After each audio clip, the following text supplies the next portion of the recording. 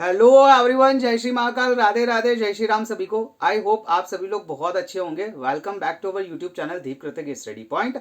आज हम लोग, जैसा कि आप लोगों को पता है, इसके पहले हम लोगों ने 2 चैप्टर्स फिनिश कर लिए थे। आज हम लोग हमारा 3rd चैप्टर स्टार्ट करने वाले हैं, करंट इलेक्ट्रिसिटी। ऑल्दो ये चैप्टर अपने आप में बहुत बड़ा चैप्टर है, बट वी विल ट्राई कि ये चैप्टर आप लोगों को बहुत शॉर्ट एंड स्वीट में, है ना, बहुत शॉर्ट एंड स्वीट में समझा सकूं। जहां पे हम लोगों को ज्यादा टाइम देना वहां हम टाइम देंगे, और जहां पे आप लोगों को सिर्फ समझने से काम हो जाएगा, है ना, बातें करने से काम हो जाएगा, वहां बातें करके निकल जाएंगे। तो चलिए स्टार्ट करते हैं हम लोग हमारा चैप्टर। तो भाई, जैसा कि हम लोगों का पहला टॉपिक है करंट, जैसा कि तुम्हारी जिंदगी में भी लग रहा होगा, है ना, एग्जाम है भाई, फिजिक्स की नाटक थोड़ी है क्या। तो सबसे पहले हमारा टॉपिक का नाम है भैया इलेक्ट्रिक करंट। क्या होता है 10th से पता है तुमको, है ना। डेफिनेशन तुम तुम्हारे हिसाब से देख लेना, मैं कॉन्सेप्ट पे बात करता हूं। चलिए तो बात करते हैं हम लोग हमारे इलेक्ट्रिक करंट के बारे में। भैया फॉर्मूला होता है I is equal to Q upon T. Simple सा डेफिनेशन होता है मेरे भाई। फ्लो ऑफ चार्ज, है ना, flow of charge unit per time is known as electric current. Charge की अगर एसआई यूनिट के बारे में बात करो कुलाम होती है, टाइम की बात करो सेकंड होती है बेटा। और अगर इलेक्ट्रिक करंट के बारे में बात करें तो इसका जो एसआई यूनिट है वो होता है आपका एम्पियर। आई होप यहां तक आपको समझ में आया होगा। अब इलेक्ट्रिक करंट जो होता है ना, वो बेटा आप लोगों का स्केलर क्वांटिटी होता है ना। एक्चुअल में स्केलर क्वांटिटी भी नहीं होता, ये टेंसर होता है ना। ये एक 3rd टाइप का होता है, तुम्हारे कोर्स में भी है नहीं, फिलहाल तुम स्केलर के हिसाब से याद रखो इसको। अब स्केलर कैसे, है ना। अब देखो थोड़ा सा मैं अगर तुम लोगों को समझाओ, तो तुम लोगों से अगर कोई भी पूछे कि भैया इलेक्ट्रिक करंट के फ्लो की डायरेक्शन क्या होती है, फटाक से बोलोगे सर पॉजिटिव टू नेगेटिव। जमाना हो गया हमको रटते रटते, है ना। पर मेरे दोस्त, अगर हम लोग, है ना, इसके डायरेक्शन के बारे में बात करें बेटा, तो आप लोगों ने पढ़ा है कि इलेक्ट्रिक करंट का जो डायरेक्शन होता है वो होता है पॉजिटिव टू नेगेटिव। क्लियर है। बट एक्चुअल में ऐसा नहीं होता है। वो इसलिए ऐसा नहीं होता है क्योंकि जो इलेक्ट्रिक करंट है ना बेटा, वो एक टेंसर क्वांटिटी। अब ये टेंसर क्वांटिटी क्या होती है? टेंसर क्वांटिटी का मतलब ये होता है मेरे बच्चा कि इनका, है ना, जो सम होता है ना, वो एलजेब्रिक सम होता है, ना कि वेक्टर सम। इनका जो मैग्नीट्यूड होता है, इनका जो रिजल्ट होता है, वो एलजेब्रिक सम के हिसाब से निकाला जाता है, ना कि वेक्टर सम के हिसाब से। अब ये क्या एलजेब्रिक सम, क्या वेक्टर सम, सुनो।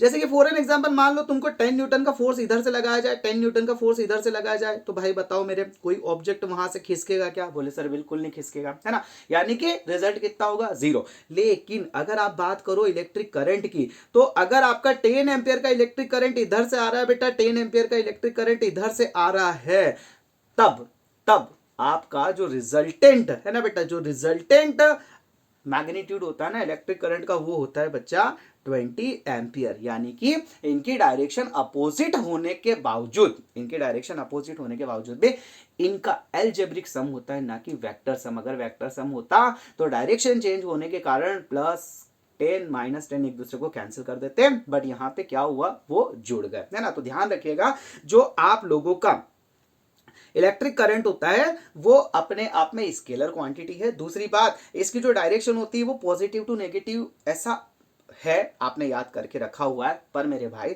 एक्चुअल में इसका जो डायरेक्शन होता है वो पॉजिटिव टू नेगेटिव नहीं होता, वो नेगेटिव टू पॉजिटिव होता है। अब ऐसा क्यों? आप लोगों को पता है ना बेटा, जैसे कोई भी एक कंडक्टर है ना, तो उसके अंदर बहुत सारे फ्री नंबर ऑफ इलेक्ट्रॉन्स होंगे। अगर इस कंडक्टर को मान लो मैं किसी बैटरी के साथ लगा दूं, है ना, किसी बैटरी के साथ लगा दूं, तब क्या होता है सॉरी, तब क्या होता है कि ये जो इलेक्ट्रॉन्स होते हैं, ये नेगेटिव टर्मिनल से पॉजिटिव टर्मिनल की तरफ फ्लो करने लगते कि नहीं लगते? बोले यस सर। तो भाई मेरे, जो ये इलेक्ट्रॉन्स है ना बेटा, यही आपके चार्ज कैरियर्स है ना। जिधर इलेक्ट्रॉन्स जाते हैं उधर ही इलेक्ट्रिक करंट फ्लो होता है। बट जब साइंटिस्टों को ये पता चला, तब तक बहुत देर हो चुकी थी। करीब 100 ईयर्स के बाद में, है ना, उनको यह पता चला कि इलेक्ट्रिक करंट की जो एक्चुअल डायरेक्शन होती है वो नेगेटिव टू पॉजिटिव होती है। अब अगर वो इसे नेगेटिव टू पॉजिटिव करते तो उनको बहुत जगह करेक्शन करने पड़ते। Although it is a tensor quantity, direction का कोई फर्क पड़ता नहीं है। तब उन्होंने मान लिया कि चलो ठीक है, जो हो गया सो हो गया। इस वजह से, है ना, इस वजह से रियलिटी में देखा जाए तो इलेक्ट्रिक करंट का जो डायरेक्शन होता है वो नेगेटिव टू पॉजिटिव होता है ना। लेकिन कन्वेंशनली जो हमने एक्सेप्ट किया है, जो आपकी बुक्स में है और जो आप पढ़ोगे, जो आप एग्जाम में लिखोगे, वो क्या लिखोगे बेटा? Positive to negative. I hope आपको समझ में आया होगा। अब देखिए जो इलेक्ट्रिक करंट होता है ना बेटा, उसके जो चार्ज कैरियर्स होते हैं है ना, वो अलग अलग सिचुएशन में अलग अलग होते हैं। जैसे अगर अब बात करूं मैं मेटल्स की, तो मेटल्स के अंदर बेटा जो इलेक्ट्रिक करंट फ्लो होता है उसका जो चार्ज कैरियर होता है वो इलेक्ट्रॉन्स होते हैं। इलेक्ट्रोलाइट्स के बारे में अगर मैं बात करूं तो उसके अंदर आयंस होते हैं। और अगर गैसेस के बारे में बात करूं बेटा, तो गैसेस में इलेक्ट्रिक करंट जो होता है वो इलेक्ट्रॉन्स के कारण भी फ्लो होता है और वो आपके आयंस के कारण भी फ्लो होता है। आई होप यहां तक आपको अच्छे से समझ में आया होगा। चलिए नेक्स्ट टॉपिक की तरफ चलते हैं। नेक्स्ट टॉपिक है आप लोगों का करंट डेंसिटी। अब ये क्या होता है, डेफिनेशन लिखा हुआ है कि it is defined as the current flowing per unit area and normal to the flow of charge. It is a vector quantity and its direction is same as direction of flow of positive charge. देखिए बताता हूं मैं क्या होता है कि बेटा जो करंट डेंसिटी होती है ना बच्चा, करंट डेंसिटी वो होता है आपका flow of electric current per unit area. क्या होता है बच्चा, जो आपका करंट डेंसिटी होता है बेटा वो होता है flow of electric current per unit area is known as current density. अगर मान लो है ना, मान लो ये आप लोगों का है ना एक छोटा सा कॉन्सेप्ट और यहां पे ध्यान रखना क्या कि देखो अगर आप लोगों का जो फेस है ना, या फिर आप लोगों का जो इलेक्ट्रिक करंट फ्लो हो रहा है ना, वो जो भी आप लोगों का क्या लिखा हुआ है यहाँ पे कि जो आपका एरिया है ना, उसके अगर नॉर्मल उसके परपेंडिकुलर फ्लो हो रहा है ना, परपेंडिकुलर फ्लो हो रहा है, तब तो उस केस में आप लोगों का फॉर्मूला होगा J is equal to I upon A. But क्या हो अगर आप लोगों का है ना, आप लोगों का अगर ये जो एरिया है वो किसी पर्टिकुलर एंगल पे हो है ना, जैसे कि फॉर एन एग्जांपल में अगर आप लोगों की बात समझाऊं तो देखो जैसे मान लो आप लोगों का यहाँ पे एक 2 मिनट के लिए मानो कि ये एक वाटर का पाइप है ना, इससे बहुत सारा पानी ऐसे जा रहा है ना। अब अगर मैं है ना, और ये जो है ना ये छन्नी है, एक कटोरी मत समझो, एक छन्नी है ना, तो क्या होगा और ये ना ये आर पार है, मतलब ये जो है ना इधर पानी इधर से जा सकता है ना। अब बताओ क्या होगा अगर मैं ये जो छन्नी है या ये जो कटोरी है ना इस पाइप के सामने रखूं, तो बताओ सारा पानी इधर से फ्लो हो जाएगा कि नहीं हो पाएगा। कब, जब इस फ्लो की डायरेक्शन है ना, इसकी डायरेक्शन भी इधर है ना, और इसका जो वेक्टर है ना, इसका जो एरिया वेक्टर है बेटा, एरिया वेक्टर है ना, वो भी इधर है ना, दोनों जो है वो अगर इस डायरेक्शन में है तो क्या होगा बताओ, मैक्सिमम पानी फ्लो होगा कि नहीं होगा। लेकिन अगर क्या हो, इसको अगर मैं थोड़ा सा ऐसे कर दूं तो है ना, अब बताओ जो अमाउंट है ना वाटर का है वो कम पड़ेगा कि नहीं पड़ेगा। और क्या होगा अगर मैं उसको पूरा ही ऐसा कर दूं तो उस कंडीशन में क्या होगा कि आपका मिनिमम है ना, मिनिमम वाटर फ्लो हो पाएगा। कब, जब आपका फ्लो तो है इधर है ना, फ्लो किधर जा रहा है, इधर जा रहा है ना, लेकिन जो एरिया वेक्टर जो फेस है भाई मेरा वो किधर है, इधर है ना। तो समझ में आया, आपका एरिया वेक्टर ये रहा है ना, और फ्लो ऑफ इलेक्ट्रिक करंट किधर है बेटा, ये इधर की साइड है ना, तो दोनों क्या हो गए, एक दूसरे के परपेंडिकुलर हो गए। तो ध्यान रखना अगर किसी एंगल पे आप लोगों का एरिया वेक्टर रखा हुआ है तो क्या होता है। तो देखिए जैसे मान लीजिए यहाँ पे आप लोग जो है, यहाँ पे आप लोगों का ये एक कंडक्टर है भाई, और ये आप लोगों का इलेक्ट्रिक करंट का डायरेक्शन है ना, ये इलेक्ट्रिक करंट का डायरेक्शन है। और ये आप लोगों का जो एरिया वेक्टर है बेटा है ना, एरिया वेक्टर है वो किसी पर्टिकुलर एंगल थीटा पे रखा हुआ है। तो उस केस में आप लोगों का जो फॉर्मूला होगा, वो होगा बेटा I is equals to JA cos theta है ना बेटा। क्या होगा आप लोगों का, JA cos थीटा है ना। उसके बाद में ये जो है अगर आप इसको ऐसे लिखना चाहो वेक्टर की फॉर्म में तो लिख सकते हो। आई के ऊपर तो वेक्टर नहीं लगाऊंगा मैं है ना, क्योंकि अभी हाल पढ़ा है मैंने, ऐसे कैसे लगा दूंगा मैं। आई इज इक्वल्स टू क्या होता है, J vector dot A vector. Okay, तो ये आपका फाइनली फॉर्मूला होता है करंट डेंसिटी का। ध्यान रखिएगा करंट डेंसिटी की वेक्टर क्वांटिटी होती है। चलिए आगे बात करें अगर हम लोग, अब बात करते हैं हम लोग हमारे नेक्स्ट टॉपिक की तरफ, that is known as drift velocity. बोलिए ड्रिफ्ट वेलोसिटी क्या होती है। देखो जैसे फॉर एन एग्जांपल ये आप लोगों का एक नॉर्मल कंडक्टर है ना, ऐसे कॉपर का वायर आप लोगों ने ले रखा है। अब उसके अंदर क्या होगा, इलेक्ट्रॉन्स तो रैंडम मोशन में होते हैं है ना, मतलब आप चाहे इलेक्ट्रिक करंट जो है उसके ऊपर अप्लाई करो ना करो, उसके अंदर इलेक्ट्रॉन्स दौड़ते ही रहते हैं। क्या करते रहते हैं उसके अंदर, इलेक्ट्रिक करंट मतलब इलेक्ट्रॉन्स जो वो दौड़ते ही रहते हैं ना। अब भाई जब इसके ऊपर हम लोग है ना, मतलब ये किसी बैटरी से कनेक्ट नहीं है, उस कंडीशन में क्या होगा कि ये जो इलेक्ट्रॉन्स है ना बेटा, इसका जिधर मन पड़ेगा उधर मोशन है ना, मतलब ये चाहे तो इधर भागे, चाहे तो इधर भागे, चाहे तो इधर भागे, मतलब जिधर मन पड़े उधर भागता रहेगा। पर क्या होगा भाई मेरे कि जैसे ही आपने इसको, है ना, जैसे ही आपने इसको क्या किया बेटा, जैसे ही आपने इसको बैटरी से कनेक्ट किया, देखो ये पॉजिटिव ये नेगेटिव टर्मिनल, अब यहाँ पे इलेक्ट्रिक करंट की डायरेक्शन क्या लिखोगे, पॉजिटिव टू नेगेटिव, क्योंकि ऐसे ही चलाना है ना। ये जो आप लोगों का कंडक्टर है इसका लेंथ कितना हो गया, एल, है ना, और ये ले लिया मैंने क्रॉस सेक्शनल एरिया ए, है ना बेटा। अब यहां पे जो इलेक्ट्रॉन्स है, मान लो इसके अंदर बहुत सारे इलेक्ट्रॉन्स है बेटा, बहुत सारे इलेक्ट्रॉन्स है ना।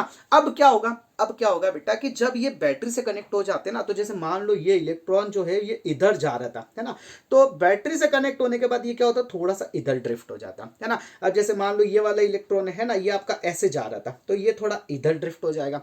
मान लो ये जो है ये थोड़ा ऐसे जा रहा था, है ना, तो ये ऐसे ड्रिफ्ट हो जाएगा। मतलब क्या होता है कि the average velocity of free electron, है ना, the average velocity of free electron with which they are attracted towards positive end, है ना, कि भाई फ्री इलेक्ट्रॉन्स की सॉरी फ्री इलेक्ट्रॉन्स की, है ना, वो एवरेज वेलोसिटी जिसके कारण, है ना, या जिससे वो पॉजिटिव एंड की तरफ अट्रैक्ट हो जाए, that is known your drift velocity. I hope आपको समझ में आया होगा। यहाँ पे मान लो आपका जो ड्रिफ्ट वेलोसिटी है बेटा, है ना, उसको हम लोग अगर वी डी से डिनोट करें तो वी डी आपका ड्रिफ्ट वेलोसिटी हो गया, आई आपका करंट फ्लो हो गया, एन आपका फ्री इलेक्ट्रॉन डेंसिटी हो गया, ई आपका चार्ज ऑन एन इलेक्ट्रॉन हो गया, और ए क्या हो गया आपका क्रॉस सेक्शनल एरिया हो गया। तो उस केस में जो आपका फाइनल फॉर्मूला होता है बेटा वो होता है I is equals to n E A we d. Tension मत लो, आगे डिराइव भी करके दिखाऊंगा, फिलहाल इतना समझ में आया। क्या होगा ड्रिफ्ट वेलोसिटी, ड्रिफ्ट वेलोसिटी मतलब average velocity, average velocity due to which, है ना, average velocity due to which electrons, कौन से electrons, free electrons are attracted towards positive end of current conductor. Clear है, चलिए बात करते हैं आगे नेक्स्ट टॉपिक के ऊपर। नेक्स्ट टॉपिक है भाई तुम्हारा रिलैक्सेशन टाइम। क्या होता है रिलैक्सेशन टाइम, देखो रिलैक्सेशन टाइम का मतलब ये होता है बेटा the time between two successive collision, है ना, ये इलेक्ट्रॉन भैया है ना, ये किसी एक से टकराए और उसके बाद फिर किसी दूसरे से टकराए। सक्सेसिव का मतलब होता है एक के बाद एक, है ना, एक के बाद एक। तो भाई मेरे the time between two successive collision of electron is called the relaxation time, है ना। ये इलेक्ट्रॉन, है ना, एक के बाद एक जब दो बार टकराता है ना बेटा, तो उसके बीच में जो टाइम होता है उसको बोलते हैं हम लोग रिलैक्सेशन टाइम, और इसे हम लोग टाउ टाउ मेरे ताऊ जी, है ना, ये टाउ से डिनोट करते हैं। काय से डिनोट करते हैं, टाउ से। आई होप आपको समझ में आया होगा। चलिए एक छोटा सा कॉन्सेप्ट मुझे बताओ, है ना, कि मान लो अगर मैं तुम्हारे टेम्परेचर बढ़ा दूं, है ना, मान लो मैं तुम्हारा टेम्परेचर बढ़ा दूं, तुम्हारा नहीं बढ़ाऊं, मतलब तुम्हारे कंडक्टर का टेम्परेचर बढ़ा दूं, तो रिलैक्सेशन टाइम क्या होगा, डिक्रीज होगा इंक्रीज होगा। देखो जैसे ही आप लोग टेम्परेचर बढ़ाओगे ना भाई मेरे, तो क्या होगा, तो आप लोगों का जो इलेक्ट्रॉन्स है वो ज्यादा स्पीड से भागने लगेंगे, उनकी काइनेटिक एनर्जी बढ़ जाएगी। अब काइनेटिक एनर्जी बढ़ गई, है ना, तो कोलिशन में थोड़ा कम टाइम लगेगा। तो ध्यान रखना टेम्परेचर बढ़ाने पे जो आपका रिलैक्सेशन टाइम होता है बेटा, रिलैक्सेशन टाइम होता है वो क्या हो जाता है, डिक्रीज हो जाता है। वो आपको समझ में आया होगा। चलिए आगे बात करते हैं हम लोग relation between electric current and drift velocity, दोनों के बीच में क्या रिलेशन होता है। बहुत अच्छा डेरिवेशन है, मजे आएंगे पढ़ने में। चलो आगे देखते हैं हम लोग। सबसे पहले थोड़ा कलर चेंज कर लेते हैं। वही कहानी, मान लो आप लोगों को एक एल लेंथ का कंडक्टर है भाई मेरे, क्रॉस सेक्शनल एरिया इसका ए है, और इसके जो बैटरी टर्मिनल है वो ये पॉजिटिव है, ये नेगेटिव है, इलेक्ट्रिक करंट का डायरेक्शन पॉजिटिव टू नेगेटिव, और इसके अंदर ये जो कंडक्टर है ना बेटा, इसके अंदर बहुत सारे इलेक्ट्रॉन्स जो हैं वो ऐसे मूव कर रहे हैं, और उनका जो ड्रिफ्ट वेलोसिटी है मेरे भाई वो कितना है, वी डी। आई होप यहां तक समझ में आ गया होगा। चलिए आगे देखते हैं। कलर चेंज कर ले, नहीं तो आपको कुछ नहीं दिखेगा। अब देखिए मान लीजिए एक छोटा सा फॉर्मूला आप लोगों ने देखा होगा कि हम लोगों को पता है, हालांकि हमको कुछ नहीं पता लेकिन फिर भी लिख लेते हैं ऐसा कि वी नो दैट, है ना, अच्छे बच्चों का मन नहीं तोड़ते हैं, है ना, कुछ तो पता होगा। We know that I is equals to क्या होगा बेटा आप लोगों का, Q upon T. Am I right, है ना। अब ये क्यू क्या होता है, ये भी 10th क्लास में ही पढ़ा तुमने, क्या होता है, एन अपॉन ई। अब यहाँ पे जो एन है बेटा, है ना, एन एन क्या है बेटा, एन इज इक्वल्स टू ये आपका total free electrons, total number of free electrons बोल दो, नंबर ऑफ फ्री इलेक्ट्रॉन्स, है ना। अब अगर इसकी वैल्यू के बारे में बात करूं, है ना, तो देखो ये जो n होता है ना, जितने भी टोटल नंबर ऑफ इलेक्ट्रॉन्स है ना, वो किसके बराबर होंगे बेटा। मान लो इस जो भी कंडक्टर है ना, उसका कुछ ना कुछ वॉल्यूम होगा, तो वॉल्यूम को आप एरिया इंटू लेंथ लिख सकते हो क्या। बोले सर बिल्कुल लिख सकते हैं। और हर इलेक्ट्रॉन के कुछ ना कुछ डेंसिटी जरूर होगी बेटा। तो ये जो आपका n है ना बेटा, ये n क्या है, ये है आप लोगों का डेंसिटी ऑफ फ्री इलेक्ट्रॉन। क्या है बेटा आपका डेंसिटी ऑफ फ्री इलेक्ट्रॉन्स। तो इस तरीके से जो कैपिटल एन है ना, उसकी जो कैपिटल एन है उससे आप क्या निकाल सकते हैं, total number of free electrons. तो ध्यान रखिएगा, capital N is equal to small N dot A L, जहां पे ए एल आपका वॉल्यूम होगा, वॉल्यूम का मतलब एरिया इंटू लेंथ, है ना, और एन क्या है, ये है आप लोगों का डेंसिटी ऑफ फ्री इलेक्ट्रॉन्स। चलिए आगे बात करें अगर हम लोग, तो ये वाला वैल्यू, अच्छा एक चीज और, ये जो टाइम है इसको भी हम लोग कुछ लिख सकते क्या। देखिए एक फॉर्मूला होगा, एक तो अब मैंने आपका ये वाला वैल्यू निकाल दिया, इसको मैंने स्टार इक्वेशन बोल दिया। अब टाइम का क्या करूं मैं, है ना, टी की भी कोई वैल्यू निकल सकती है क्या। बिल्कुल। देखो आपको पता है कि velocity is equal to displacement upon time होता है। बोले सर बिल्कुल होता है। अच्छा ये वेलोसिटी कौन सी है यहाँ पे, ड्रिफ्ट वेलोसिटी, तो क्या मैं इसको वीडी लिख दूं। बोले सर बिल्कुल लिख दो। और जो डिस्प्लेसमेंट है ना, मतलब इलेक्ट्रॉन कितना ट्रैवल कर रहा है, जो कंडक्टर की लेंथ है वही ट्रैवल करेगा, मतलब एल ट्रैवल करेगा। तो यहाँ पे भाई मेरे, अगर मैं टाइम की वैल्यू निकालूं तो क्या मैं उसे एल अपॉन वी डी लिख सकता हूं क्या। कुछ नहीं किया, एक्सचेंज कर दिया, एक्सचेंज, है ना, समझते हो ना, अरे बहुत समझते हो तुम तो टी इज इक्वल टू कितना हो जाएगा, एल अपॉन वी डी। तो ये आपका सेकेंड इक्वेशन हो गया। अब ये फर्स्ट और सेकेंड की वैल्यू हम लोग कहां रखेंगे, हमारी स्टार इक्वेशन में। चलिए स्टार्ट करें। So from star equation, star equation है ना, क्या था आपका star equation, I is equals to Q upon T. Q का वैल्यू क्या आया आपका, एन ई, है ना भाई मेरे, अपॉन टी। फिर एन का वैल्यू क्या आया, है ना, देखो ये एन का वैल्यू क्या आया था, एन डॉट ए एल, है ना, तो ये हो जाएगा N dot A L divided by, है ना, ई ऐसा कैसा रहेगा, डिवाइडेड बाय टाइम जो है वो क्या निकाला आपने, एल अपॉन वी डी, तो ये हो जाएगा आपका एल, है ना, अपॉन वी डी, तो वी डी का चला जाएगा ऊपर, है ना भाई, एल से एल कैंसिल हो गया। तो फाइनली तुम्हारा आई का जो फॉर्मूला बना वो कितना बना, N E A we D, है ना, ये तुम्हारा इलेक्ट्रिक करंट और ड्रिफ्ट वेलोसिटी के बीच का रिलेशन होता है, और यही फॉर्मूला ये यहां पे लिखा हुआ है। क्लियर है। चलिए आगे चलें। इसके बाद derivation for drift velocity of electrons. देखिए फोटो से में कहानी भी सेम होगी, है ना, तो भाई कि आप लोगों का जो कंडक्टर है उसकी लेंथ एल है, क्रॉस सेक्शनल एरिया जो है वो ए है, उसके बाद में इसके अंदर नंबर ऑफ इलेक्ट्रॉन्स है ना, जिसका ड्रिफ्ट वेलोसिटी आपका वी डी है बेटा। ओके, और जो ये है, ये बैटरी लगी हुई, ये इसका पॉजिटिव टर्मिनल, ये इसका नेगेटिव टर्मिनल। इलेक्ट्रॉन्स जो मतलब इलेक्ट्रिक करंट जो फ्लो होगा वो फ्लो होगा आपका पॉजिटिव टू नेगेटिव। यहां तक समझ में आया। भले सर ये तो पहले ही समझा दिया था आपने। चलो आगे चलते हैं।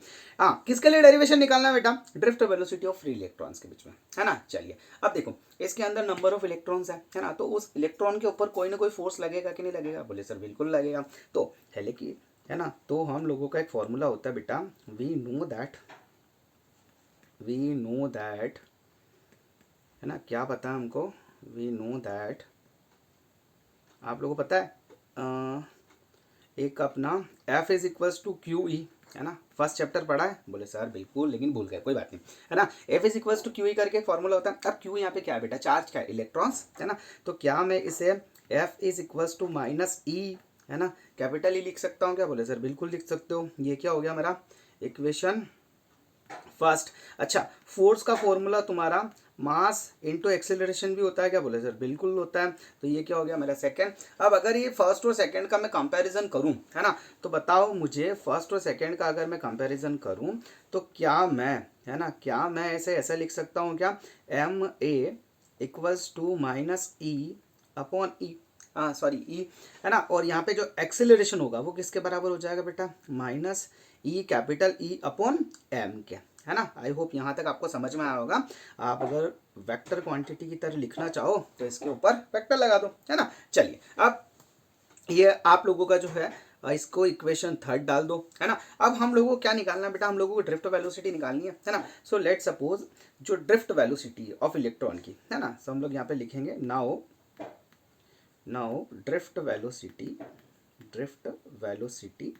Okay of free electrons, drift velocity of free electrons. अब ड्रिफ्ट वेलोसिटी क्या होती है बेटा? एवरेज वेलोसिटी है ना, of free electrons with which they are attracted towards positive end. तो एवरेज कैसे निकालते हैं? जितनी भी वेलोसिटीज है, जितनी भी वेलोसिटी सबका एवरेज, मतलब एवरेज अगर निकालना है तो सबको ऐड करके जितने आपकी नंबर ऑफ इलेक्ट्रॉन्स है वो डिवाइड कर दो। तो मान लो यहाँ पे जो आपका एवरेज वेलोसिटी अगर निकालना चाहो, एन नंबर ऑफ इलेक्ट्रॉन्स आपके पास है, सपोज करो जो फर्स्ट इलेक्ट्रॉन है उसकी वेलोसिटी v1, जो सेकंड इलेक्ट्रॉन है उसकी वेलोसिटी v2, ऐसे करके आपके पास एन नंबर ऑफ इलेक्ट्रॉन्स है। तो लास्ट वाले की वेलोसिटी कितनी हो गई? एन। और भैया क्या करेंगे? इसको एन से डिवाइड कर देंगे। बिल्कुल बढ़िया। वी की वैल्यू कहाँ से लाए? अरे थोड़ा याद करो करण अर्जुन मेरे, from first equation of motion, है ना, from first equation of motion. क्या वैल्यू होती है बेटा? इसकी वैल्यू होती है v is equals to U plus A T, है ना। अब देखो यहाँ पे अगर आप लोगों का, है ना, यहाँ पे अगर आप लोगों का फर्स्ट इलेक्ट्रॉन है ना, तो उसकी वेलोसिटी हो जाएगी आपकी v1 इज इक्वल्स टू, है ना, u1 प्लस ए, है ना, टाउ, ठीक है, a1, है ना। आपका क्या बोलते हैं, एक्सेलरेशन तो सबका सेम होगा, है ना बेटा, इस वजह से मैंने a को चेंज नहीं किया। अगर सेकेंड वाले की बात करूं तो v2, है ना, और इज इक्वल्स टू आपका u2 प्लस, है ना, a, है ना, टाउ t2, है ना। और ऐसे अगर मैं n नंबर ऑफ इलेक्ट्रॉन्स की बात करूं, है ना, तो लास्ट वाले की क्या हो जाएगी बेटा? आपकी vn इज इक्वल्स टू क्या हो जाएगा? आपका un, है ना, और ये हो जाएगा आपका प्लस a टाउ n, है ना। कैमरा बीच में तो नहीं आ रहा है? एक मिनट, नहीं आ रहा, चलिए, है ना। तो ये इस तरीके से आपको v1 v2 vn की वैल्यू आप निकाल के कहाँ पे रखेंगे? थर्ड हो गया, तो इक्वेशन फोर्थ ले लो, है ना। तो अब हम लोग इक्वेशन 4 में इसकी वैल्यू रखेंगे। सो फ्रॉम इक्वेशन फोर्थ,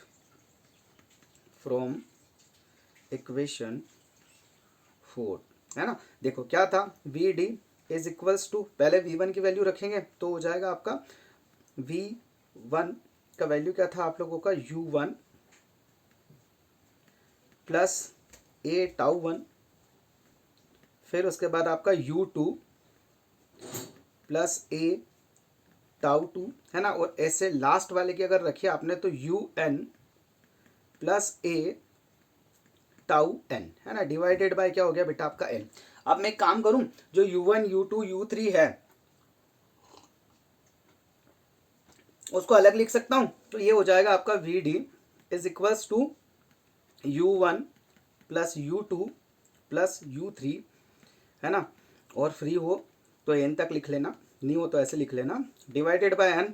और ये जो है बेटा एक्सेलरेशन सबका कॉमन है, बाहर पटक दो। और ये जो अपने ताऊ जी है ना, ये टाउ 1 टाउ 2 और ये डैश डैश कहाँ तक? टाउ n तक, डिवाइडेड बाय n, ऐसा लिख सकते हैं।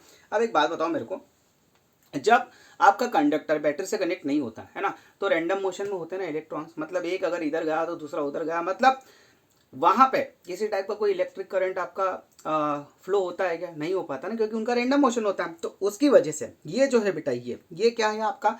Thermal velocity, average thermal velocity. तो क्या हम इसको जीरो ले सकते हैं? तो यहाँ पे लिखेंगे बेटा हम लोग average here average thermal velocity, है ना, एवरेज थर्मल वेलोसिटी, है ना। एवरेज थर्मल वेलोसिटी मतलब ये वाली वैल्यू बेटा, है ना। इसको आप क्या लिख सकते हो बेटा? इसको जीरो लिख सकते हो? बोले सर बिल्कुल लिख सकते हैं। और ये जो बेटा पूरा आप लोगों का है ना, ये अपना टाउ 1 टाउ 2 टाउ कहाँ तक? n तक, है ना। अब ये क्या एवरेज है ना, तो अगर इसका टोटल, है ना, मुझे वैल्यू लिखना पड़े तो क्या मैं इसको टाउ लिख सकता हूँ? बोले सर बिल्कुल लिख सकते हैं। तो इस हिसाब से मेरा जो वैल्यू बनेगा फाइनल, वो क्या हो जाएगा बेटा? V D is equals to, देखो ये जो पूरा था, है ना, ये तो जीरो हो गया, तो जीरो प्लस, है ना, क्या बनेगा बेटा? ए वेक्टर टाउ होगा कि नहीं होगा? बोले सर बिल्कुल होगा। और अगर, है ना, और अगर मैं थोड़ा सा और इसको आपको एक्सप्लेन करूं, तो यहाँ पे जो वी डी है बेटा, है ना, v D is equals to a. अब ए की वैल्यू मैंने कुछ निकाली थी क्या? बोले yes sir, minus e small e capital E upon m, है ना। तो ये आप इसकी वैल्यू लिख दो तो ये हो जाएगा आप लोगों का, देखिए यहाँ पे आपका we D is equals to acceleration into tau, तो यहाँ पे v D is equals to a की क्या वैल्यू है? ए की वैल्यू आपकी minus e e upon m, है ना, और ये हो जाएगा आपका टाउ, है ना बेटा। तो एक फॉर्मूला तो बच्चा आपका ये हो गया, ठीक है। और आपको पता है कि जो आपका ई होता है बेटा, है ना, ई, है ना, वो पोटेंशियल अपॉन लेंथ के बराबर भी होता है ना, बोले यस सर होता है। तो इसको अगर आप और सब्सटीट्यूट कर दें तो फाइनली आपका हो जाएगा minus E V upon M L tau, okay. और अगर आप लोगों को मैग्नीट्यूड लिखना है सिर्फ, तो माइनस का साइन हटा दो, तो ये हो जाएगा V D is equals to E V upon M L tau. I hope यहाँ तक आप लोगों को समझ में आया होगा। So this is the derivation for drift velocity of free electron. चलिए आगे चलते हैं, हम लोग बात करते हैं मोबिलिटी के। What does it mean by mobility?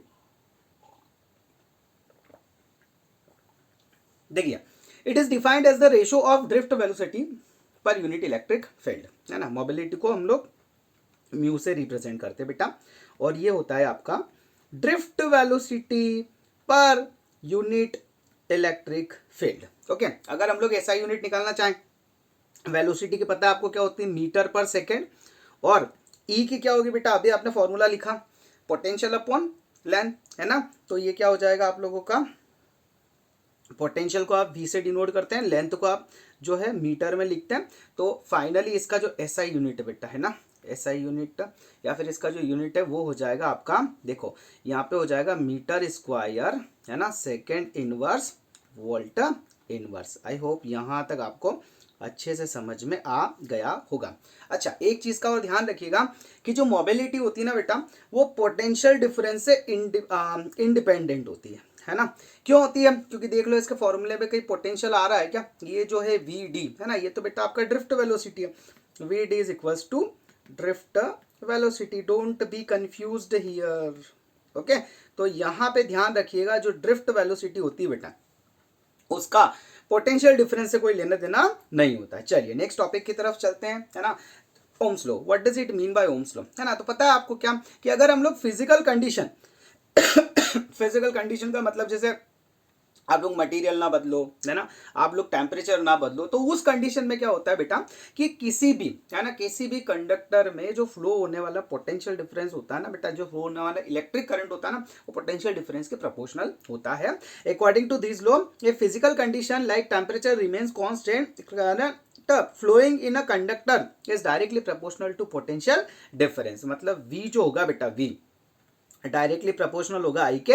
जब भी आप प्रोपोर्शनल का साइन हटाते हो बच्चा, तो एक कांस्टेंट आपको लगाना रहता है। तो यहाँ पे आपका जो कांस्टेंट होगा वो होगा बेटा आर, और इस आर को, है ना, इस आर को आप बहुत अच्छे से जानते हो, ये होता है आपका रेसिस्टेंस। आगे देख लेंगे वैसे रेसिस्टेंस क्या होता है ना। और कभी अगर ग्राफ दिखाना पड़े, है ना, तो यहाँ पे देखिए आप लोग जो है, ये आपका इधर हम लोग ये वाई एक्सिस पे पोटेंशियल दिखा रहे हैं, और ये जो आप लोगों का एक्स एक्सिस है, इस पे हम लोग इलेक्ट्रिक करंट दिखा रहे हैं, है ना। तो इसका जो स्लोप होगा बेटा, है ना, ये जो इसका स्लोप है वो हमेशा किसको दिखाएगा बेटा, रेसिस्टेंस को दिखाएगा, ओके। तो चलिए ग्राफ अगर दिखाना हो तो ऐसे स्ट्रेट लाइन बना दीजिएगा कि वी जो होता है किसके प्रोपोर्शनल होता है, आई के। चलिए नेक्स्ट अगर बात करें आगे हम लोग, तो अब अपना रेसिस्टेंस क्या होता है बेटा, ऑब्स्टेकल होता है ना, जो क्या करता है, इलेक्ट्रिक करंट के फ्लो को अपोज करता है ना। So resistance is the measure of ability of material to resist the flow of electrons in a conductor, है ना। चलिए जो रेसिस्टेंस होता है उसका फॉर्मूला आप लोगों ने देख लिया बेटा, आर इज इक्वल्स टू, अब भी पीछे देखा आप लोगों ने, वी अपॉन आई, है ना। और इसका जो एसआई यूनिट होता है बेटा, है ना, एसआई यूनिट, इसको काय से डिनोट करते हैं बेटा, इसको बोलते हैं अपन ओम, है ना। ये वाला ओम नहीं है, ध्यान रखना, ये वाला ओम नहीं है, ये वाला ओम है, ये वाला ओम, ठीक है। आई होप यहाँ तक समझ में आ गया होगा। उसके बाद बात करते हैं हम लोग रेसिस्टिविटी के बारे में, है ना। रेसिस्टिविटी क्या होती है, देखो, the resistivity of per unit volume of a conductor, sorry, the resistance of per unit volume of a conductor is resistivity और स्पेसिफिक रेसिस्टेंस, है ना। ऐसा यूनिट होती है इसकी ohm metre, it is only depends on material and its temperature. अब देखो यहाँ पे इनकी डिपेंडेंसी भी देखेंगे अपन कि कौन सा रेसिस्टेंस किस किस के ऊपर डिपेंड करता है और आपकी रेसिस्टिविटी किस किस के ऊपर डिपेंड करती है। बट उससे पहले मैं आपको बिल्कुल ईजी लैंग्वेज में समझाऊं कि रेसिस्टेंस और रेसिस्टिविटी में क्या फर्क है। देखो जैसे मान लो आप लोग चावल का कट्टा खरीदने गए, है ना, 10 kg चावल है उसके अंदर। टोटल प्राइस कितना होगा उसका, 400 रुपीज। तो ये जो 400 है ना, ये टोटल प्राइस है उस कट्टे की, है ना।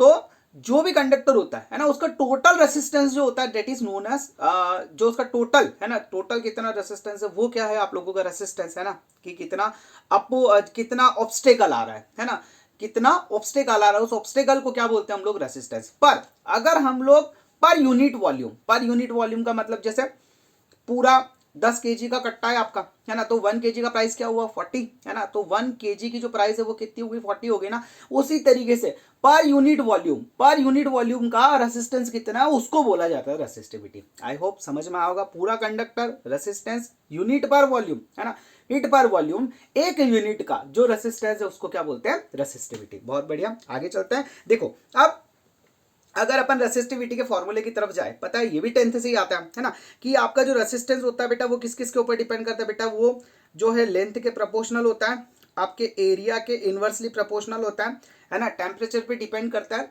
और एक मटेरियल पे डिपेंड करता है। 4 चीज़ों पे आपका रेसिस्टेंस डिपेंड करता है। अब उसके बाद अगर हम लोग अगर इसको थोड़ा मर्ज करके लिखें तो ये हो जाएगा आपका L/A, और यहीं से, है ना, जैसे ही आप ये प्रोपोर्शनल का साइन हटाएंगे तो आपको एक नया कांस्टेंट मिलता है दैट इज नोन एज रो, है ना, और यही होती है आपकी रेसिस्टिविटी।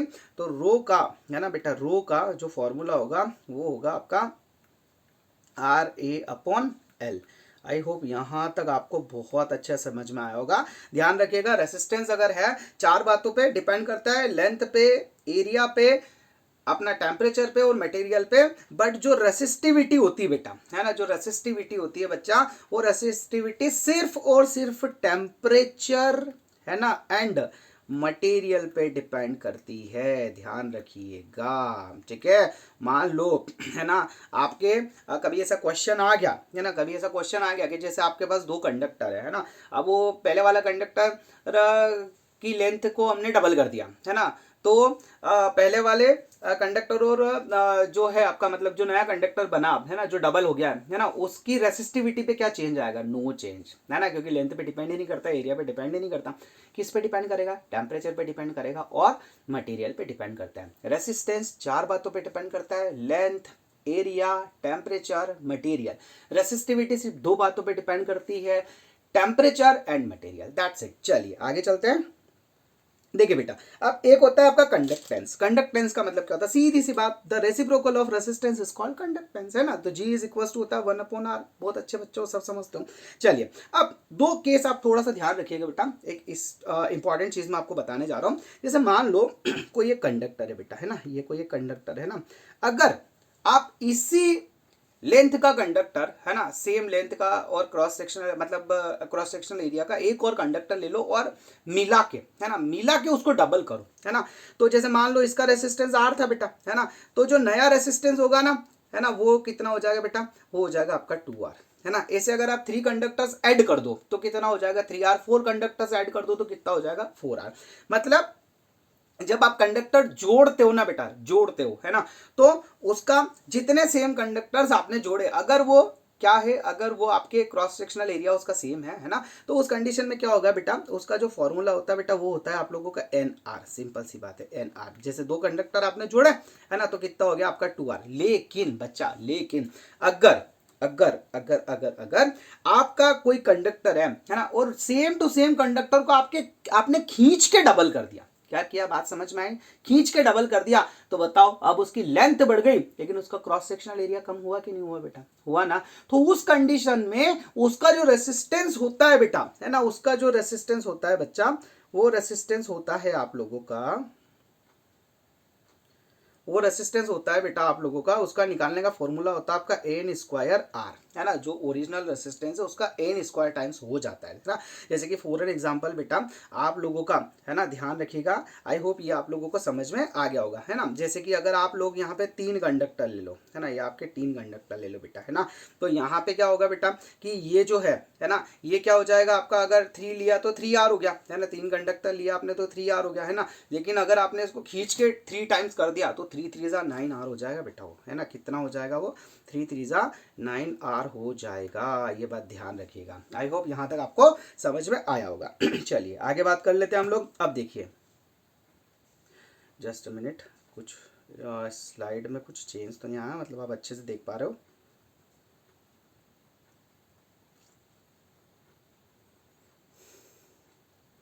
ठीक है, चलिए अब बात करते हैं हम लोग। जस्ट मिनट, मैं इसको थोड़ा नीचे ले लूँ। अरे यार ये क्या हो गया? ठीक है, हाँ चलिए। Effect of temperature on resistance और रेसिस्टिविटी, है ना, अलग अलग जगह अलग अलग आपका जो है वो इफेक्ट होता है। जैसे सबसे पहले अगर बात करूं मैं मेटल की, है ना, तो ध्यान रखिएगा बेटा कि जैसे ही मेटल का आप टेम्परेचर बढ़ाते हो, है ना, तो क्या होगा बेटा, उसकी थर्मल एनर्जी बढ़ जाएगी। अगर थर्मल एनर्जी बढ़ी तो काइनेटिक एनर्जी बढ़ जाएगी। काइनेटिक एनर्जी बढ़ी बेटा, है ना, तो क्या होगा, कोलिशन बढ़ेंगे। कोलिशन बढ़ा तो उसका रेसिस्टेंस बढ़ेगा, क्योंकि पता है ना, मेटल मेटल कंडक्टर कंडक्टर है ना, कंडक्टर का टेम्परेचर बढ़ाने पे रेसिस्टेंस बढ़ता है, ध्यान रखना, है ना। कंडक्टर का टेम्परेचर बढ़ाने पे रेसिस्टेंस बढ़ेगा, तो ध्यान रखिएगा। देखिए अब स्टार्टिंग में तो, है ना, जैसे जैसे जैसे आप बढ़ाते जाओगे, है ना, तो क्या होगा बेटा, जैसे जैसे टेम्परेचर बढ़ता जाएगा ना बेटा, तो आप लोगों का रेसिस्टेंस भी बढ़ेगा। क्लियर है? दूसरी बात करें अगर हम लोग, अच्छा हाँ, मान लो जो मेटल है ना, उसके अंदर आपका रिलैक्सेशन टाइम का क्या होगा। अब आपको पता है कि कोलिशन जो है, मतलब आपने क्या करा, टेम्परेचर बढ़ा दिया तो थर्मल एनर्जी बढ़ गई, थर्मल एनर्जी बढ़ गई तो काइनेटिक एनर्जी बढ़ गई, काइनेटिक एनर्जी बढ़ गई तो कोलिशन थोड़े फास्ट होने लग गए। अगर कोलिशन थोड़े फास्ट होने लग गए बेटा बेटा तो उनके बीच का टाइम घटेगा कि नहीं घटेगा, तो ध्यान रखना, टेम्परेचर बढ़ाने पे आपका जो रिलैक्सेशन टाइम होता है वो कम हो जाता है। ओके अगर हम लोग बात करें एलोय, एलोय का मतलब क्या होता है, या तो मेटल से मेटल, है ना, को मिलाना, या फिर मेटल से नॉन मेटल को मिलाना, उसको बोलते हैं एलोय, है ना। नॉर्मली अपना जो टंगस्टन होता है, ये कुछ दो चार एलोय होते हैं आप लोगों के, मैग्नीन हो गया। चलिए तो इस कंडीशन में क्या होता है, तो बेटा क्या होता है, जो एलोय होते हैं ना बच्चा, उसकी रेसिस्टिविटी जो रहती है ना बेटा, वो वैसे ही बहुत ज़्यादा होती है ना। तो जैसे ही आप उसका टेम्परेचर बढ़ाते हो ना, तो उस पर कोई इतना ज़्यादा इफेक्ट नहीं पड़ता। बट हाँ ये है कि अगर आप एक टेम्परेचर जो है एक लिमिट से ज़्यादा अगर उसका बढ़ा दो, तो यहाँ पे भी, है ना बेटा, यहाँ पे भी आप लोगों का रेसिस्टेंस और उसकी रेसिस्टिविटी बढ़ जाएगी। आई होप आपको यहाँ तक समझ में आया होगा। हमारे जितने भी एक्सपेरिमेंटल वायर होते हैं ना बेटा, जैसे ये हम लोग हमारे जो इसके लिए क्या बोलते हैं आपका लैब में, है ना, फिजिक्स के लैब में जो आप लोग ये वायर्स वगैरह बनाते हो ना बेटा, ये स्पेशली अपने एलोय के बनाए जाते हैं। क्यों एलोय के बनाए जाते हैं? क्योंकि बेटा इनका अगर मान लो टेम्परेचर बढ़ाने पे, है ना, अब जैसे उसमें इलेक्ट्रिक करंट पास हो रहा है, अगर इलेक्ट्रिक करंट पास होगा तो क्या होगा, उस पर टेम्परेचर बढ़ेगा। अगर टेम्परेचर बढ़ा, है ना बेटा, तो उस कंडीशन में क्या होगा कि आपका रेसिस्टेंस पे इफेक्ट गिरेगा, है ना। और अगर ऐसे बढ़ने लग गए तो आपकी तो रीडिंग डिस्टर्ब हो जाएगी ना। तो ध्यान रखिएगा कि ये जो आपके जितने भी, है ना, ये वायर्स वगैरह होते हैं बेटा, ये एलोय के बनाए जाते हैं, है ना, ताकि आप लोग परफेक्ट रीडिंग ले सको। चलिए आगे बात करते हैं हम लोग कि सेमीकंडक्टर के बारे में पता है आपको क्या होते हैं। ये सेमीकंडक्टर जो होते हैं बेटा, रूम टेम्परेचर जो होता है ना, जैसे लो टेम्परेचर है आपका, है ना, अगर लो टेम्परेचर बेटा, लो टेम्परेचर है ना, तो लो टेम्परेचर पे थोड़ा लिखूं क्या मैं, चलो लिख देता हूं मैं, जस्ट अ मिनट। देखो लो टेम्परेचर पे, है ना, लो टेम्परेचर पे ये होते हैं बेटा इंसुलेटर।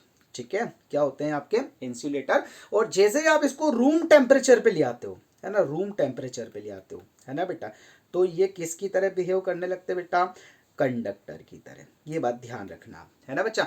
तो ध्यान रखना कि जो सेमीकंडक्टर्स होते हैं, अगर उनका टेम्परेचर आपने बढ़ाया तो मतलब वो इंसुलेटर से क्या बन गए, कंडक्टर बनने की तरफ प्रोसेस में चले जाएंगे ना। तो उस कंडीशन में बेटा आप लोगों का जो रेसिस्टेंस और रेसिस्टिविटी है वो क्या होता है, डिक्रीज होता है टेम्परेचर बढ़ाने में सेमीकंडक्टर में। सेम टू सेम कहानी जो है वो आपकी इलेक्ट्रोलाइट्स के साथ भी होती है। यहाँ पे भी अगर आपने टेम्परेचर बढ़ाया तो क्या होगा बेटा, आपका जो रेसिस्टिविटी और रेसिस्टेंस है वो डिक्रीज होगा। आई होप ये चारों की चारों चीज़ें आपको समझ में आ गई होगी।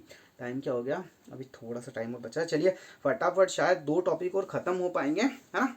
चलिए कोशिश करते हैं जितना हो जाए। अच्छा नेक्स्ट है बेटा आप लोगों का expression for resistivity in terms of relaxation time and free electron density. चलिए, है ना, फ्री इलेक्ट्रॉन डेंसिटी के लिए देख लेते हैं, एक छोटा सा रिलेशन है आप लोगों का। देखिए मान लीजिए आप लोगों का, है ना, फॉर्मूला पता ही है बेटा आप लोगों का। जैसे ये आप लोगों का एक कंडक्टर है, ठीक है बेटा, ये कंडक्टर है, इसका लेंथ एल है और इसकी जो ड्रिफ्ट वेलोसिटी है ना बेटा, वो वी डी है। ठीक है, ये आपका ड्रिफ्ट वेलोसिटी आपका जो है वो किधर होगा बेटा, ड्रिफ्ट वेलोसिटी किधर की तरफ, जो है अट्रैक्ट होंगे पॉजिटिव एंड की तरफ, ठीक है बेटा। और जो फ्लो होगा इलेक्ट्रिक करंट का, है ना बेटा, वो किधर होगा, पॉजिटिव टू नेगेटिव, है ना। ये इसके अंदर बहुत सारे इलेक्ट्रॉन्स हैं, ऐसा कुछ, है ना। अब मान लीजिए यहाँ पे पता है आपको कि वी नो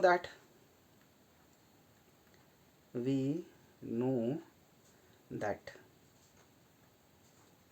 ओके, ठीक है। चलिए अब हम लोगों को क्या बता बेटा कि यहाँ पे क्या करना है, यहाँ पे बेटा हमको एक्सप्रेशन फॉर रेसिस्टिविटी, है ना, रेसिस्टिविटी का फॉर्मूला चाहिए in terms of relaxation time, है ना, एंड फ्री इलेक्ट्रॉन डेंसिटी, कि भैया हम लोग जो है ना, एक ऐसा एक्सप्रेशन दे, है ना, जिसमें हम लोगों का रेसिस्टिविटी भी आ जाए, है ना, उसके बाद रिलैक्सेशन टाइम भी आ जाए और आपके फ्री इलेक्ट्रॉन डेंसिटी जो है बेटा वो भी आ जाए, ठीक है। तो चलिए चालू करते हैं प्रोग्राम।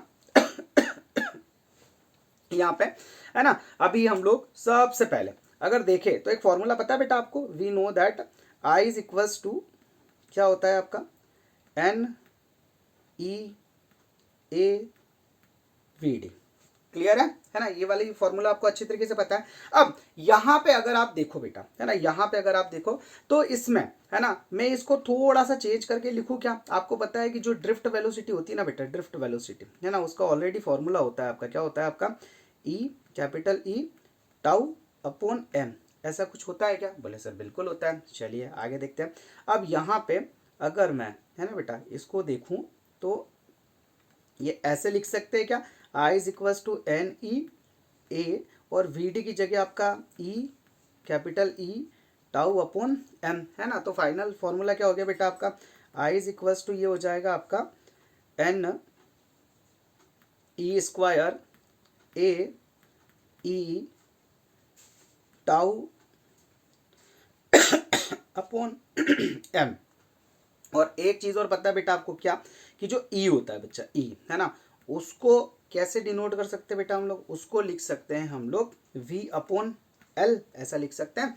तो यहाँ पे जो I है क्या, उसको ऐसा लिखा जा सकता है क्या, NE square A, okay, E की जगह लिखेंगे हम लोग V अपॉन L, है ना, और ये M एज इट इज, और ये हो जाएगा आपका टाउ, है ना। अब अगर इसको थोड़ा सा सजा धजा के मैं लिखूं, है ना बेटा, तो क्या इसको हम ऐसे लिख सकते हैं क्या, जस्ट अ मिनट, ये हो गया आपका I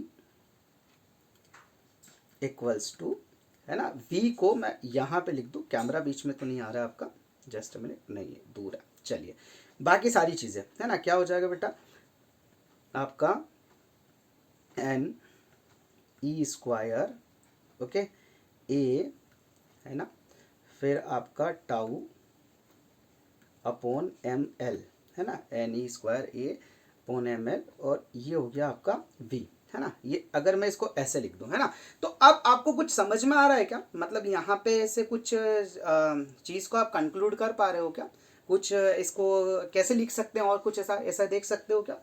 माय गॉड, अरे पीयूषी थोड़ा सा ये गर्म कर दे। चलिए हाँ, तो बताइए फटाफट, यहाँ तक आपको समझ में आया है ना। अच्छा अगर हम लोग इसको पीछे लेके जाएं थोड़ा, नेक्स्ट है वेक्टर फॉर्म, आगे एक स्लाइड और लेनी पड़ेगी, जस्ट अ मिनट। हाँ इसकी स्लाइड बढ़ा दूं मैं, copy copy copy copy paste, okay, इसको हटाओ, ये नहीं चाहिए, हटाओ इसको, हटाओ, डिलीट, ओके।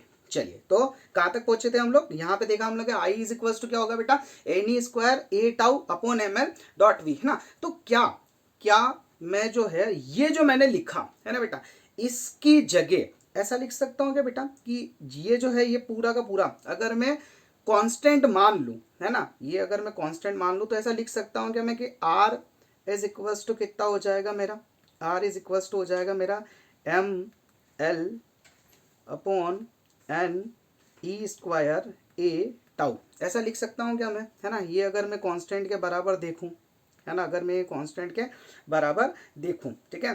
तो यहाँ पे अच्छा एक चीज का ध्यान रखना, यहाँ पे देखो, यहाँ पे NE square A tau upon ML है ना, इसको नहीं लिखा है मैंने R, है ना, इसका उल्टा करके, है ना, इसका जो है रेसिप्रोकल लिया है बेटा मैंने, है ना, ध्यान रखिएगा आप, है ना। क्यों, क्योंकि जो हमारा फॉर्मूला होता है ना, वो फॉर्मूला क्या होता है बेटा, वो फॉर्मूला होता है आप लोगों का, अगर रेसिस्टेंस के लिए आप निकालो है ना, पता है ना आपको क्या होता है, V इज इक्वल टू होता है आई आर, है ना बेटा, मतलब I के साथ में चाहिएगा रेसिस्टेंस, और जब आप इसको इधर भेजेंगे तो ये उल्टा हो जाएगा, है ना। तो यहाँ पे जो R है वो कितना होगा आपका ML upon N E square A tau, ऐसा अपन लिख सकते हैं क्या, बिल्कुल लिख सकते हैं सर। तो देखो अब यहाँ पे है ना, क्या मैं यहाँ पे अगर इसको ऐसे लिखूं है ना, तो अब देखो अगर मैं इसको इधर भेजूंगा है ना, अगर इधर भेजूंगा तो क्या मैं इसको ऐसे लिख सकता हूँ क्या बेटा, क्या मैं इसको I into M L N E square A tau equals to V लिख सकता हूँ क्या,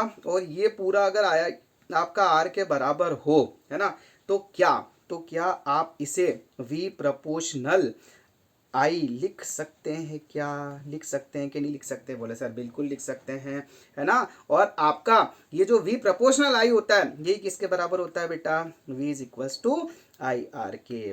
आई होप आपको समझ में आ गया होगा। तो ये एक इसका रिलेशन होता है, जहां पे आपने जो है अभी किसके बारे में देखा बेटा, आपका रिलैक्सेशन टाइम और फ्री डेंसिटी का रिलेशन देखा आपने, ये रिलैक्सेशन टाइम हो गया, और ये फ्री डेंसिटी एन जो आपकी फ्री डेंसिटी उसका रिलेशन देख लिया आपने। अब उसके बाद में हम लोग अगर बात करते हैं हमारे रेसिस्टिविटी की, है ना, रेसिस्टिविटी भी तो चाहिए। तो देखिए रेसिस्टिविटी कैसे लेंगे बेटा, हम लोगों को पता है अच्छी तरीके से, है ना, कि यही वाली इक्वेशन उठाएंगे हम लोग। अब हम लोगों को पता है बेटा कि हमारा जो R है ना, देखो जो R है वो किसके बराबर है आपका, m l upon N E square A tau के बराबर है कि नहीं है, बोले सर बिल्कुल है। R का वैल्यू कितना होता है बेटा, R का वैल्यू आपका रो एल अपॉन ए होता है, बोले सर बिल्कुल होता है, और ये होता है अपना एम एल, है ना, N E square A tau होता है, ए से ए कैंसिल, एल से एल कैंसिल, तो फाइनली आपका जो रो का वैल्यू आया बेटा, है ना, वो क्या हो गया आपका M upon N E square tau. I hope यहाँ तक आपको समझ में आया होगा। तो ये आपकी रेसिस्टिविटी, ये आपके जो है क्या था, ये आपका रिलैक्सेशन टाइम, और ये आपकी फ्री डेंसिटी, ठीक है, ये इन तीनों के बीच में इसका रिलेशन होता है। आई होप यहाँ तक समझ में आया होगा। कैमरा बीच में तो नहीं आ रहा, बोले कैमरा चेक करूँ, कैमरा नहीं यार, कैमरा नहीं आ रहा है। चलिए अब चलते हैं हम लोग हमारे नेक्स्ट टॉपिक की तरफ। नेक्स्ट टॉपिक है आप लोगों का vector form of Ohm's law, है ना, बड़ा इजी है, जो किया वही करना है। पता है आपने को क्या कि because I is equal to कितना होता है बेटा आपका N E A we D होता है। अब अगर ये मैं, है ना, आई अपॉन ए लिख सकते हैं इसको, तो ये हो जाएगा आपका एन ई, और वी डी का क्या फॉर्मूला होता है बेटा, E capital E upon M into tau, clear है। और आई अपॉन ए जो होता है बेटा उसको आप कुछ लिख सकते हैं क्या, बोले सर लिख सकते हैं current density that is equals to J, तो जे इज इक्वल्स टू हो जाएगा आपका N E square tau upon m dot E, है ना बेटा। अच्छा ये जो एन ई स्क्वायर टाउ अपॉन एम है ये किसी के बराबर होता है क्या, देखो जस्ट अभी अपन ने लिखा इसके पीछे, है ना बेटा, ये जस्ट देखो ये आपका 1 अपॉन रो के बराबर होगा, बोले यस सर बिल्कुल होगा, है ना बेटा। तो इसको हम लोग लिखेंगे J is equals to 1 upon rho, है ना, डॉट सॉरी ई, है ना। और जो 1 अपॉन रो होता है ना, वो किसके बराबर होता है बेटा आप लोगों का sigma, that is known as conductivity, okay.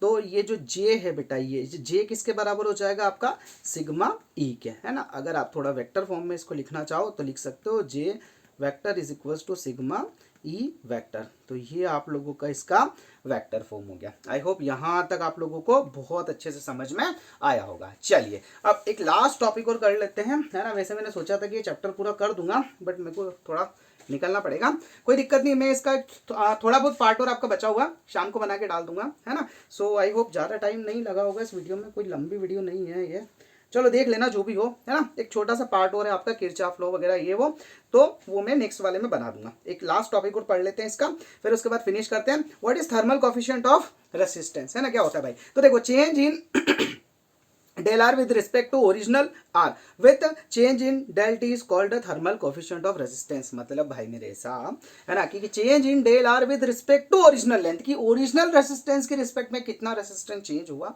है ना, in the respect of time, उसी को हम लोग क्या बोलते हैं बेटा आपका थर्मल कोफिशिएंट को नॉर्मली हम लोग अल्फा से डिनोट करते हैं, तो अल्फा इज इक्वल टू हो जाएगा आपका del R is equal to R naught del T, है ना। थोड़ा अगर आप लोग इसको और अच्छे से देखो तो आपका फॉर्मूला जो है ना, अच्छा ये आपने जो अल्फा लिखा ना, इसको आप रेसिस्टिविटी वाला फॉर्मूला भी बना के लिख सकते हो, है ना। रेसिस्टिविटी वाले फॉर्मूले में क्या करना है बेटा, जहां जहां पे आपका आर है ना, वहां वहां पे क्या डाल देंगे हम लोग, रो डाल देंगे, ठीक है। तो चलिए यहाँ पे देखें हम लोग तो अगर इसको एक और बार लिखना आप तो इसको ऐसे भी लिख सकते हैं बेटा, ये हो जाएगा आपका डेल रो, है ना, is equal to rho naught del T, है ना। अगर इसको थोड़ा सा आप इसको सॉल्व करना चाहो तो ये हो जाएगा बेटा, इसको इधर अगर मल्टीप्लाई करें अपन, है ना, अभी किसकी फॉर्म में कर रहे हैं हम लोग, आर की फॉर्म में कर रहे हैं ना, तो ये हो जाएगा बेटा इधर आने पे आपका R naught del T multiply करोगे अल्फा इज इक्वल टू आपका डेल आर को क्या लिख सकते हैं, डेल आर का मतलब क्या है, डिफरेंस, है ना, जो फाइनल रेसिस्टेंस है वो और जो इनिशियल रेसिस्टेंस है उसका, ठीक है। तो अब आपका जो आर नोट वाला टर्म है ना, उसको एक साइड कर दो और जो नॉर्मल कैपिटल आर है उसको एक साइड कर दो, तो बेटा ये आर आपका इधर ही रहा, है ना, आर नोट इधर आ गया, तो ये हो जाएगा बेटा आप लोगों का आर नोट, है ना, plus R naught del T alpha, यहाँ से आप आर नोट कॉमन ले सकते हो, तो यहाँ पे बचेगा बेटा आपका 1 प्लस अल्फा डेल टी, है ना। ये आपने 11th क्लास में भी पढ़ा होगा, आई होप आपका जाना पहचाना फॉर्मूला लग रहा होगा। और अगर रेसिस्टिविटी की फॉर्म में लिखना है तो बस जहाँ पे आर नोट है वहाँ पे रो नोट डाल दो, तो ये एक नया फॉर्मूला हो जाएगा आपका rho naught 1 plus alpha del T is equals to आपका रो। आई होप ये आपको बहुत अच्छे से समझ में आया होगा। तो चलिए ये जो है ना, अच्छा इसका जो क्या बोलते हैं अपना, देखिए ऐसा यूनिट के बारे में बात करो, है ना, तो डेल रो से कट जाएगा, क्या बचेगा खाली डेल टी, है ना। अपना टेम्परेचर का क्या यूनिट होता है आपका, केल्विन ऊपर जाएगा तो क्या हो जाएगा, केल्विन इनवर्स। तो जो इसका ऐसा यूनिट होता है, कैमरा बीच में आएगा क्या, कैमरा नहीं आएगा, चलो, जो इसका ऐसा यूनिट होता है बेटा वो होता है आपका kelvin inverse. Okay, so I hope यहां तक आप लोगों को बहुत अच्छे समझ में आया होगा और कोई खास टाइम इस वीडियो में लगा नहीं होगा। I will try my best कि जितना जल्दी आप लोगों का नेक्स्ट वीडियो है, मतलब इसी का चैप्टर है, शाम को कंप्लीट हो जाएगा, 4th चैप्टर शुरू भी हो जाएगा, है ना। मतलब टेंशन मत लो, मैं भी आपके जैसे ही हूँ, आखिरी टाइम पे काम करते हैं अपन, वो दोनों मिलकर करेंगे, है ना। बस खाली ये है कि अब जो कुछ भी पढ़ रहे हो वो बहुत मन लगा के पढ़ो, टाइम तुम्हारे पास बहुत कम बचा है, लग जाएंगे नहीं तो, है ना। तो चलिए इसी के साथ थैंक यू सो मच, जय श्री राम, जय श्री महाकाल, राधे राधे, मिलते हैं नेक्स्ट वीडियो में बहुत जल्दी, जितना है उतना कंप्लीट करो, उसके बाद नेक्स्ट वीडियो में। Thank you so much.